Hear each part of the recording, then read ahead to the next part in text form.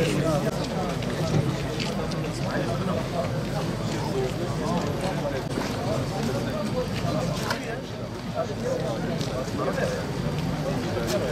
الله الرحمن الرحيم ياسين والقرآن الحكيم إنك لمن المرسلين على صراط مستقيم تنزيل العزيز الرحيم لتنذر قوما ما أنذر آباؤهم فهم غافلون لقد حق القول على أكثرهم فهم لا يؤمنون إنا جعلنا في أعناقهم أغلالا فهي إلى الأذقان فهم مقمحون وجعلنا من بين أيديهم سدا ومن خلفهم سدا فأغشيناهم فهم لا يبصرون وسواء عليهم أأنذرتهم أم لم تنذرهم لا يؤمنون إنما تنذر من اتبع الذكر وخشي الرحمن بالغيب فبشره بمغفرة وأجر كريم إنا نحن نحيي الموتى ونكتب ما قدموا وآثارهم وكل شيء أحصيناه في إمام مبين واضرب لهم مثلا أصحاب القرية إذ جاءها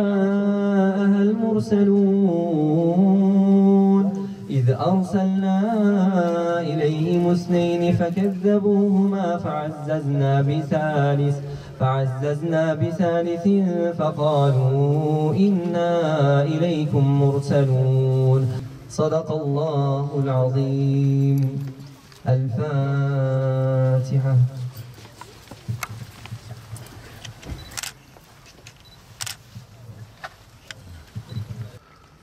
Bundan tam 5 yıl önce Allah-u Teala Azze ve Celle mekanını cennet etsin, Sudan abimiz rahmete erdi.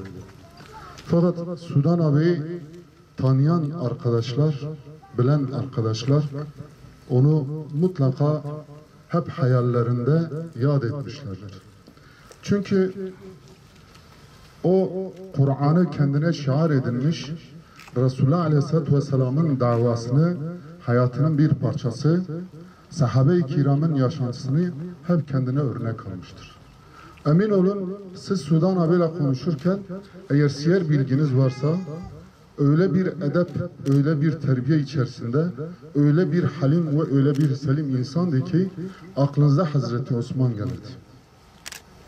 Emin olun, Hazreti Ömer'i tanımışsanız, bildiği meselelerde hükmedeceği konusa başı gitse asla adaletten vazgeçmezdi. Ve emin olun ki bu memleketin en büyük alilerindendir. Ve emin olun ki Ebu Bekir gibi cömertti. Hazreti Osman gibi cömertti. Annesinin ve babasının tek oğlu olan Sudan abi diyorum. Çünkü hepimiz ona Sudan abi diyorduk. Soy ismi Sudan'dı. Hakikaten de su gibi bir insandı. Aziz ve temiz bir yarrak bir insandı. Annesinin babasının tek oğlu olan bu insan İslam'la tanıştıktan sonra bu bölgede hakikaten çok güzel tohumlar ekti. Benim nazarımda her zaman ona demişim ki bu davanın musabıdır. Çünkü Resul-i Ekrem Aleyhisselatü Vesselam onu Medine'ye gönderdiği zaman orada her evde İslam'dan bahsedilecek bir hale getirmişti. Evet, bir zamanlar bu bölgelerde, özellikle bu bölgelerde kimse korkudan ben Müslümanım diyemediği zamanda tamamen Kur'an'ın sustuğu, camilerin kapandığı, toplumun çirkef içinde olduğu bir dönemde Allah-u Teala İslam davasıyla birlikte bize Muhammed Sudan abi gibi bir musabı gönderdi. O bu mücadele uğrunda her şeyini feda eden insandı. Gerek malı, gerek hayatının her şeyini, bütün vaktini bu davaya adadı.80'lerin sonunda ve 90'ların başında kimsenin artık Kur'an okumadığı, camilerde sadece yaşlıların, o da namaz kılmak için açık tuttuğu camilerde Allah-u Teala mekanını kat ve kat, cennetin en âlâ yüce makamlarını kendisine versin. İşte bu değerli abimiz bu topraklarda yeniden Kur'an'ın öğrenilmesi için fidanlar dikti. Emin olun insanlarla tek tek ilgilendi, bir araya getirdi ve camileri açtı. İnsanlar fevç fevç onun kurmuş olduğu, onun direkt idare ettiği ve onunla birlikte çalışan insanlarla birlikte bu bölgede ezan okunan bütün her yerde artık camilerde çocuklar, gençler uyuşturucudan, kötülükten koparak camileri dolduracak bir hale geldiler. Evet, Sudan abi elini tuttuğunuz zaman emin olun ayrılmak istemediğiniz bir ağabeydi. Dara düşenin tek umut kapısı, derdi olanın dert ortağı, sığınağı olmayanın tek limanıydı. Çünkü hakikaten onunla birlikte yaşayanlar, onunla birlikte gezenler, onunla birlikte oturanlar ondan kopamayacak kadar seviyorlardılar. Ve bazen sırf onu görmek için kendi kendine bahaneler uyduruyordular. Yani bugün Sudan abi nasıl rahatsız edelim, biraz ondan feyz alalım, biraz onun yanında oturalım diye kendi kendilerine bahaneler uydurdular. Değerli arkadaşlar, belki söylediğimiz bu sözler sağ olsaydı izin vermezdi kendisini övmeyi. Hakikaten hayatın her alanında mücadele vermiş, bütün mal varlığını bu dava uğrunda harcamış ve hayatının bütün vaktini İslam uğruna feda etmiş, nice muhaceratlar, nice zindanlar ve nice eziyetler çekmiş bir kardeşimizden bahsediyorum. Çünkü insanlar hayatları boyunca ölüm kendilerine geldiği zaman yapmış oldukları yaşantı içerisinde Allah'ın huzuruna çıkarken götürecekleri sermaye ile neticede değerlendirirler. Emin olun ki Allah şahittir ki ben şahidim.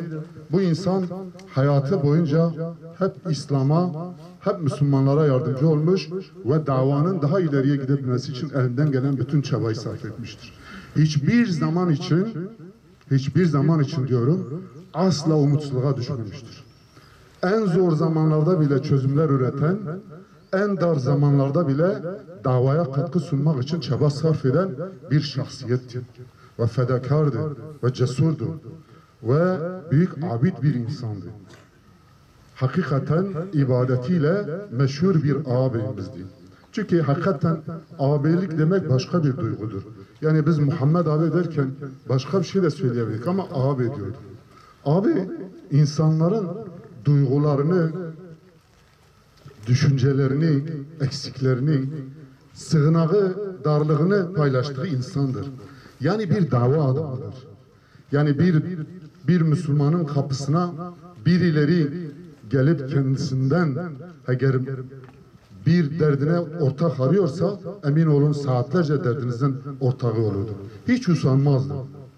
Saatlerce boş boş insanları dinlediğini bilirim. Hiç usanmadan, kaşlarını çatmadan, gereksiz olduğuna bildiği halde insanları dinlediğini bilirim. Ve bütün insanların da gelip kendisine anlattıkları dertleri kendisine dert olarak bilirim. O dertler ile hep zaman dertlenmiş ve onların yanında olmuştur. Hiç unutmuyorum, yine bir değerli bir arkadaşım anlatmıştı, olmadığım bir ortamda. Diyor biz, o zaman imkanlarımız çok kısıtlıydı. 2 tane Diyarbakır'dan olmayıp Taşra'dan gelen öğrenci vardı. Ne evlerimiz, hani ne de yurtlar vardı. Bu çocuklar genel manada böyle zor zamanlar yaşadıkları için yer arıyordular. Diyor en son Sudan abi falan camiye götürün. Oradan hücresi var. Bu çocuklar sokakta kalmasın. Hava serindir, soğuktur. Oraya yerleştirin dedi. Biz de aldık, çocukları getirdik. İmam kabul etmedi. Aileler kabul etmedi. Çocuklar o gece kapının önünde yattılar. Caminin kapısının önünde kilimlerin üstünde yattılar.